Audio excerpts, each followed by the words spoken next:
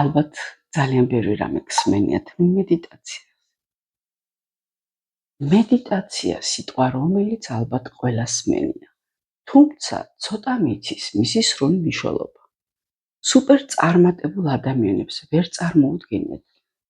შეიძლება დილამდე ვიკითხო ესეა. თუმცა მე მირჩენია გაგიზიაროთ ჩემი პირადი გამოცდილება მედიტაციასთან დაკავშირებით. ალბათ ეს იყო ძალიან ბევრი წლის წინ, როცა 19 წლის ვიყავი. და მოხდა ისე, რომ დამიზიანდა ხერხემალი. იმ პერიოდში მედიცინა ძალიან არც ახლა არ არის წინწასული, მაგრამ მაშინ საერთოდ არ იყო და ექიმები ამბობდნენ, რომ მე ვერ გავივლი. ამ დროს თქვენ წარმოიდგინეთ 19 წლის გოგო, რომელსაც ეუბნებიან, რომ ვეღარ გაივლი და შეიძლება დარჩე ლოგინად. ფსიქიკა იწყებს მაგ დროს მუშაობას და ფიქრს, რა შეიძლება გავაკეთო. და მოვიდა ესეთი, ეხლა ვიცი, რომ ამას მედიტაცია, ვიზუალიზაცია, რა ვიცი, რაც გინდა ის დაარქვით. მე მაშინ არ ვიცოდი რა ერქვა ამას. და დავიწყე ფიქრი იმაზე, რომ როგორ ამდგარიყავი ლოგინიდან და როგორ დამეწყო სიარული. ერთ-ერთი ალბათ ისეთი მნიშვნელოვანი мотиваცია, რო თქვა სიმართლე ის, რომ როდესაც ჩემი მეგობრები მოდიოდნენ სანახავად და ვიცოდი, რომ ისინი გარეთ დადიოდნენ, ზოგი პაემნებზე დადიოდა, ზოგი უბრალოდ ის რომ დადიოდა და ფეხზე იდგა, ხო, აი მაგ მომენტში გძნობდი, რომ მე რატომ არა, მე რატომ ვერ უნდა შევძლო ეს. ასევე იყო ჩემი მეგობრის ქორწილი მოდიოდა რაიონში და ვფიქრობდი, რომ შეუძლებელი იყო, რომ მე იმ ქორწილში არ წავსულიყავი. ძალიან მინდოდა, იმიტომ რომ ყველა ჩემი მეგობარი მიდიოდა. დავიწყე ფიქრი და ამ ფიქრებში გადავდიოდი ჯამრთელ სხეულში, ანუ ვაკეთებდი წარმოსახვას, როგორ დგები საწოლიდან. არ წარმოიდგინეთ იმ მომენტში მე უკვე დაახლოებით 2 თვის გაუნձრებლად ვიწექი 2 თვე. ანუ ცოტა რთული წარმოსადგენი იყო ჩემთვის ის მომენტი, რომ წარმომედგინა, რომ ლოგინიდან ფეხს გადმოვაბიჯებ, მერე გავიმართები, მერე გადავდგავ პირველ ნაბიჯს და წარმოიდგინეთ, აი ასე ნელ-ნელა ავაწყე ჩემს გონებაში კადრები, რომელსაც მივყავდი ჩემი დაქალის ქორწილში, რაიონში არ დაგავიწყდეთ. მარტო ფიქრი, რა თქმა უნდა, აქ მარტო ფიქრი არ იყო მთავარი, ანუ მთავარი იყო აი ემოცია, რომელსაც აღვიძებდა ეს ფიქრი. და ყოველი ძილის წინ ფაქტიურად მე ამ კადრებს გონებაში ვატრიალებდი და მივდიოდი, ესე ვთქვათ, აი ამ შეგრძნებებში. გადის 3 თვე და ამ 3 თვის განმავლობაში თითქმის სისტემატურად ვაკეთებდი ერთი და იგივეს და რა თქმა უნდა, ეხლა გამახსენდა, რომ ავიღებდი სარკეს და სარკეში ვათვალიერებდი, დილით ვეძებდი მზეს და საღამოს ძალიან მინდოდა ხოლმე მთვარე დამენახა. ანუ რაღაცა ფაქტორები, რომელიც განაპირობებდა იმას, რომ მე ჩემს თავს ვაძლევდი мотиваციას. სწორედ ამ მედიტაცია, ვიზუალიზაციის დახმარებით 3 თვის შემდეგ მე შევძელი, რომ ფეხზე დამდგარიყავი და როდესაც ექიმებთან მივედით, ისინი იყვნენ გაოცებულები და შოკირებული, რომ შეუძლებელი მოხდა. მე ნინო მაღედანი ვარ და ეს არის ჩემი პოდკასტი ეპიზოდი 3. დღეს საუბრობთ მედიტაციაზე.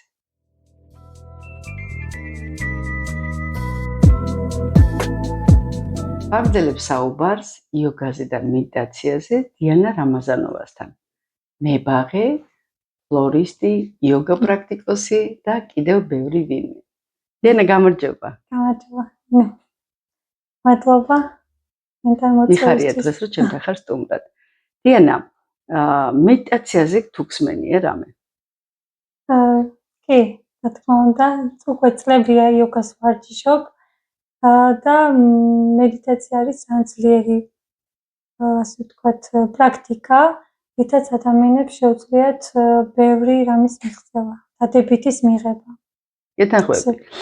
შენი აზრით შეიძლება თუ არა არსებობდეს სიარულის მედიტაცია, დუმარების მედიტაცია, წერის მედიტაცია?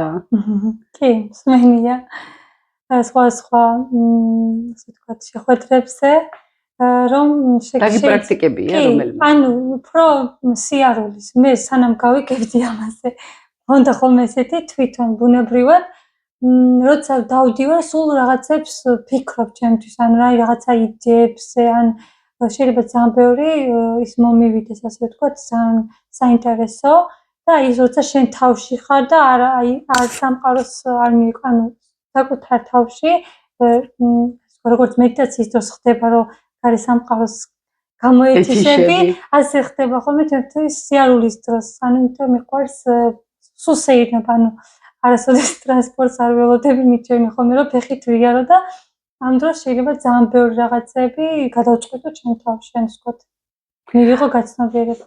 გეთანხმები და ამასწინებზე მქონდა ზუსტად მედიტაციის ერთ-ერთი სიარულის პრაქტიკა გავაცანი ერთ ჩემს კლიენტს, რომელსაც პირად ცხოვრებაში უნდოდა რაღაცების აწყობა და ფინჯა ყავასთან საუბრობდით და მკითხა რომ რა შეიძლება მე დღეს გავაკეთო და ვეუბნები რომ შედი სადმე ისეთ ნაცნობ ადგილას, თუნდაც ეს იყოს პარკი ან რაღაც ტერიტორია და დაიწყე სიარული.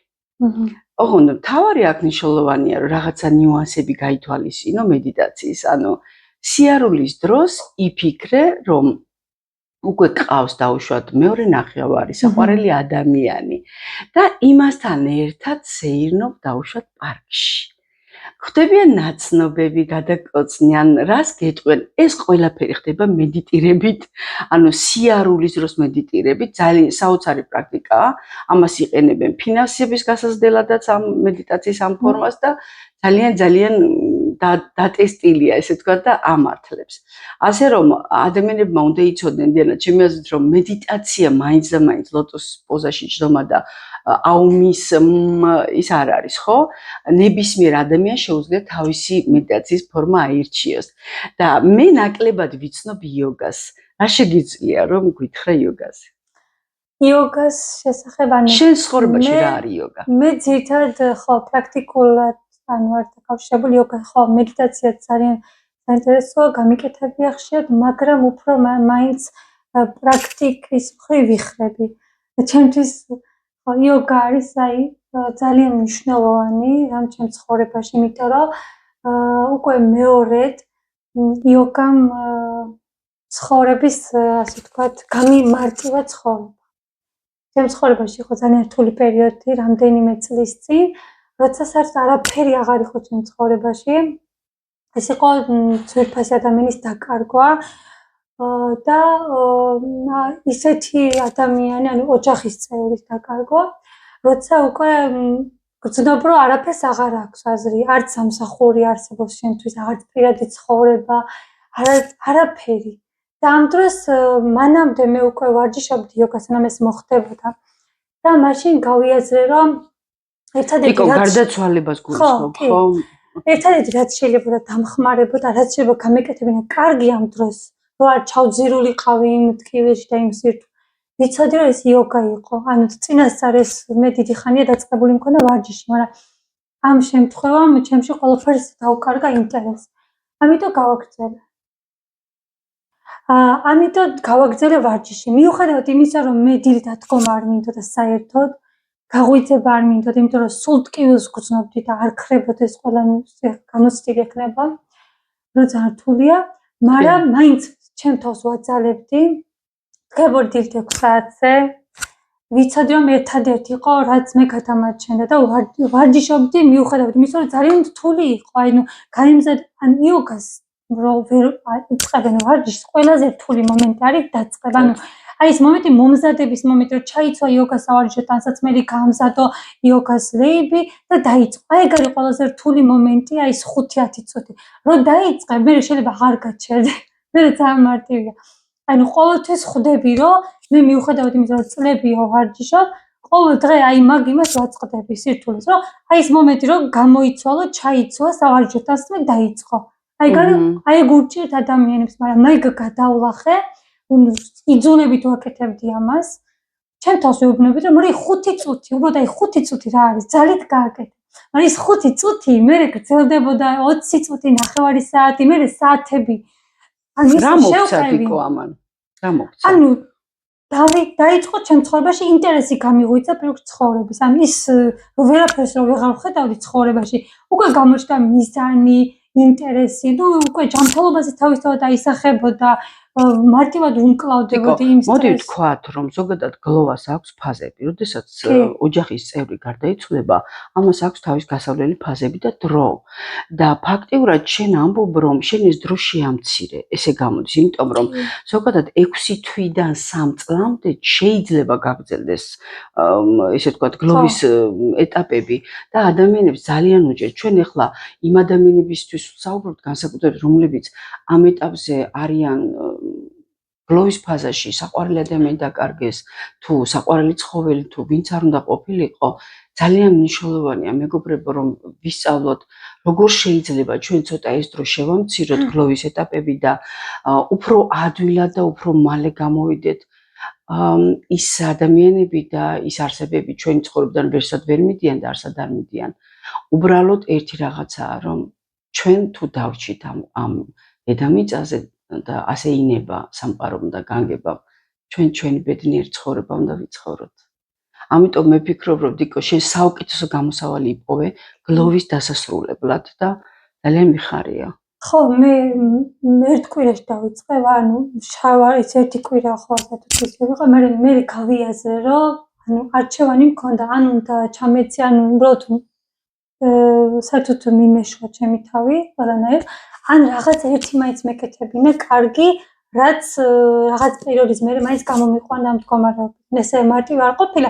მე ერთი წელი ხო სოფელში ვიყავი იმ დროს და აი ეს ვარჯიში ნელ-ნელა გავზარდე, ზუსტად ერთ წელიწადში მე უკვე გადავწყვიტე, რომ აქტიურ ცხოვრების ის დამეწყონა. მაშინაც აქტიურად ვიყავი სოფელში, ხა იქ ბოსტანეული მომყავდა, ესეც ხო და ისიც ის იყო ჩემთვის, ანუ ეს ბუნებასთან ურთიერთობა ჩემთვის იგივე იოგას იგივე შის აქვს ან ჩემთვის, იმიტომ ვარ ალბათ ფლორისტი ამ მებაღი, იმიტომ გავყევი ამ პროფესიას, რომ ანუ იქაც ამაში დავინახე ჩემთვის კარგი, ანუ ფიზიკური შრომა, მიწასთან მუშაობა ისედაც დადასტურებულია, რომ ძალიან დადებითად მოქმედებს და მე ისაც მომწონდა და ხო იოგით ვიწყებდი დღეს, შემდეგ ჯერ პირველ რიგში ხო იოგა იყო, მერე უკვე ვემზადებოდი და მივდიოდი მამუს ვეძახი ჩვენ სახლის უკან გქონდა ბოსტანი, ყველაფერი გავაკეთე, მიუხედავად იმისა, რომ ტკივილს განვიცდიდი. ანუ ჩემს ეს ფიზიკური შრომა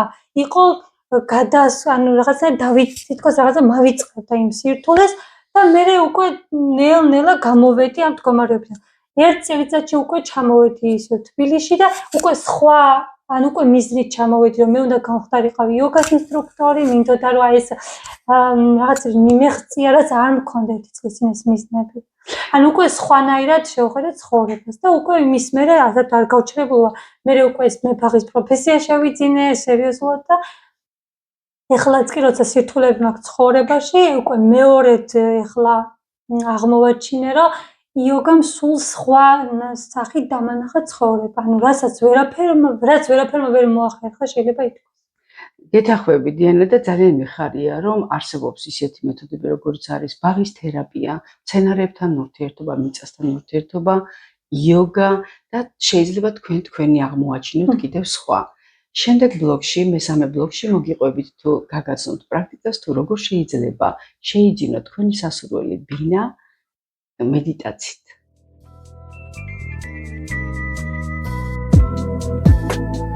როგორ გამოვიყენოთ მედიტაცია ვიზუალიზაციის ძალა სასურველი ბინის შესაძენად?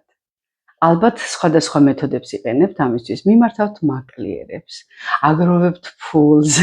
რა თქმა უნდა, ეს ძალიან მნიშვნელოვანი მომენტებია ბინის შესაძენად და ერთ-ერთი მნიშვნელოვანი ინსტრუმენტი, რომელიც დაგეხმარებათ სასურველი ბინის შეძენაში, არის მედიტაცია, ვიზუალიზაცია. როგორ მუშაობს და რა არის საერთოდ რისგან შედგება ეს მეთოდი? ამ ფოტოზე თქვენ ხედავთ ბინის სურათებს. სხვადასხვა ხედით, ეს ამ შემთხვევაში ჩემი კოლაჟია, ჩემთვის სასურველი, ესე ვთქვათ, თქვენ ამობეჭდავთ თქვენს სასურველს. და რას ვაკეთებთ? მაგალითად, თუ ქალაქის ბინას ფიქრობთ, და გიყვართ ასევე ბუნება, შესაძლოა აი ასეთი ფოტო აირჩიოთ, სადაც არის ეს არის ქალაქის ბინა, სადაც თითქოს ისია მოწყობილი, რომ ეს არის ფაზენდა. ანუ აი ასეთი ბინა შეიძლება ინატროთ. ეხლა როგორ მუშაობს ეს ყველაფერი? ჩვენ ვიცით, რომ დილით და საღამოს ყველაზე ესეთი ვიბრაციებია და ძალიან კარგად ხდება თვითპროგრამირება. შესაბამისად, სასურველია, რომ დილით და საღამოს გამოვყოთ ამას რამდენიმე წუთი თუნდაც, თქვენ რამდენსაც მოახერხებთ, მე არ ვიტყვი, რომ 5, 7, 10 თუ 15. მე ვფიქრობ, რომ აქ მნიშვნელოვანი სხვა რამეა, წუთების დათვლა არა. ის, როდესაც აკეთებთ მედიტაციას, რამდენად ხართ ამ მედიტაციაში შესული. ანუ, რამდენად ხედავთ თქვენს თავს ეხლა აი აქ სავარძელში მჯდომს და სამუშაო პროცესში. აი ეს არის ყველაზე მნიშვნელოვანი. ანუ, ვიზუალიზაცია მედიტაციის დროს თქვენ შედიხართ აი ამ გარემოში, მოთავსდებით, განათავსებთ თქვენს თავს, ესე ვთქვათ და იწყებთ შეგრძნებას, როგორ გრძნობთ თავს შიგნით, რა არის თქვენს გარშემო, როგორი სურნელი ტრიალებს და ასე შემდეგ. შემდეგ იწყება შემდეგი ეტაპი. შედიხართ ისეთ საიტებზე, სადაც არის განთავსებული განცხადებები ბინებთან დაკავშირებით და ათვალიერებთ, ესეც რუტინა უნდა გახდეს ყოველდღიური, ათვალიერებთ თქვენს ის სასურველ ფოტოებს, ფასებს არ აკვირდებით. ეს ის მომენტია, როდესაც არ აკვირდებით დაუშვათ 150,000-იანია ბინა თუ 45,000 დოლარიანი სიტყვაზე. თქვენ ათვალიერებთ ნებისმიერ ბინას, რომელიც მოგეწონებათ და აგროვებთ ინფორმაციას. ამასაც აკეთებთ ისე, თითქოს თქვენ დღეს ჯიბეში უკვე გიდევთ ბინის შესაძენი თანხა. შემდეგი ეტაპი. რა თქმა უნდა, ჩვენ ყოველთვის ყურადღებას ვაქცევთ თუ რა უბანში იქნება ეს ბინა. თუ თქვენ უკვე იცით რა უბანში გინდათ ბინა, მაგ შემთხვევაში მიდიხართ იმ კონკრეტულ უბანში და დღის რუტინაში შეგავთ იმ ადგილზე სეირნობა. უბანს გულისხმობ ახლა მე. დაახლოებით დაუშვათ სად ისურვებდით, რომელ კორპუსში, რომელ ბინაში, როგორ პარკინგი თუ აქვს ქვემოთ, პარკი თუ არის ახლოს, აი გარემო რომელიც თქვენ უნდა აღიქვათ და მიიღოთ ისე, თითქოს თქვენ უკვე ბინა გაქვთ და ცხოვრობთ. და თუ თქვენ არ იცით ჯერ რომელ უბანში გინდათ, მაშინ უბრალოდ აკეთებთ მიმსგავსებული უბნების ვიზუალიზაციას. ანუ დაუშვათ თუ მე მინდა რომ ბათუმში ან თბილისში შევიძინო ბინა და ამ დროს სხვა ქალაქში ცხოვრობ, მაგ შემთხვევაში იმ სხვა ქალაქში შემიძლია ვესტუმრო მსგავს უბნებს. ასე რომ ეს სამი კომპონენტი, რომელიც შეიძლება რომ ჩართოთ თქვენს ყოველდღიურ რუტინაში, გაცილებით ადვილად მიგაახლოვებთ თქვენი სასურველის ბინის ყიდვას. ახალი ეპიზოდის სანახავად გამოიწერეთ ჩემი არხი და დაგველოდეთ ყოველ კვირას საღამოს 8 საათზე.